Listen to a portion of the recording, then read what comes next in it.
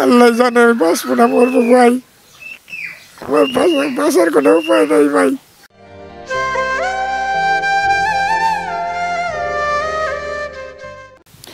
এই কান্নার প্রশ্ন আমার কাছে আছে, বাট উত্তরটা অনেকটাই অজানা। আমি ঠিক এই মুহূর্তে অবস্থান করছি অনন্ত ভাইয়ের বাড়িতে। আপনারা জানেন যে ইতিমধ্যে এই রিপোর্টে আপনাদের কাছে প্রকাশিত করেছি তার দৈনন্দিন জীবনযাত্রা কতটা ব্যাহত হয়েছে।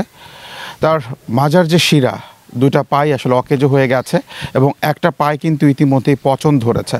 ডাক্তার বলেছে বাংলাদেশে খুব একটা ভালো চিকিৎসা এটা নেই, যেটা করা যেতে পারে সেটা হচ্ছে পাগুলো কেটে ফেলতে হবে। ধরেন একটা মানুষ তার পাও কাটে লাগিল তো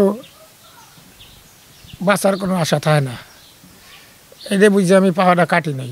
এতে দুই পার শিরা ব্লক হয়ে গেছে, শিরা ব্লক হয়ে রক্ত চলাচল বন্ধ হয়ে শিরার উপরে একটা ঘামাচির মতন ফোট উঠে সেই বড় আকারে, খুব বড় আকারে ঘা হয়ে গেছে। খুলনা সার্জিক্যালেতে বলছে যে আপনার যে সমস্যা এর আমাদের কাছে কোনো ট্রিটমেন্ট নাই। ঢাকা মেডিকেলেতে পাঠাইছে ঢাকা আগারগাঁও হৃদরোগ হসপিটালে। এটা এমনি ওষুধই ঠিক হবে না, এটা রিং পরাতে হবে।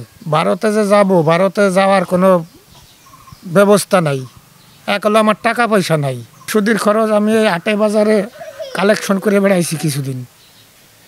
এখন আমি আর চলাচলতেও করতে পারি না, এখন বাড়ি বসে থাকি সবসময়। কেউ দেখা যাচ্ছে যে 20 টাকা 50 টাকা এরকম, 10 টাকা এরকম দিছে, 5 টাকা এরকমও দিছে।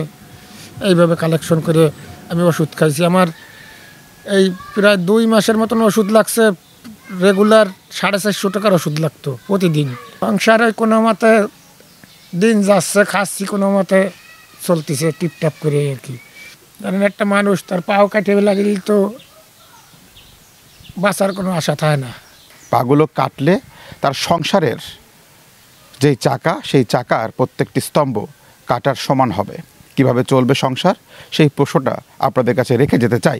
অনন্ত ভাই শেষ পর্যন্ত বাঁচার আশাটাও ছেড়ে দিচ্ছেন। তিনি বলছেন আমি হয়তো বাঁচব না, বাঁচবো না মরবো না, আল্লাহ জানে আমি বাঁচবো না মরবো ভাই, আমার বাঁচার কোনো উপায় নাই ভাই। আমার আর্থিক সম্পদ কিছু নাই ভাই।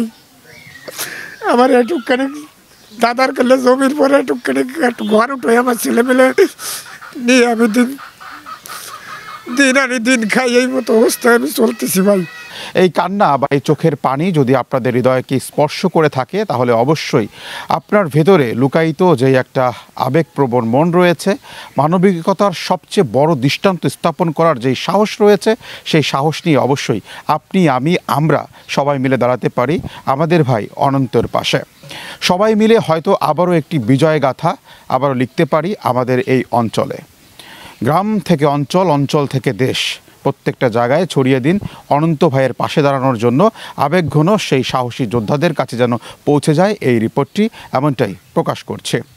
এর আগেও আমরা আমাদের রিপোর্টের মাধ্যমে অনেক বড় বড় সমস্যার সমাধান করতে সমর্থ হয়েছি।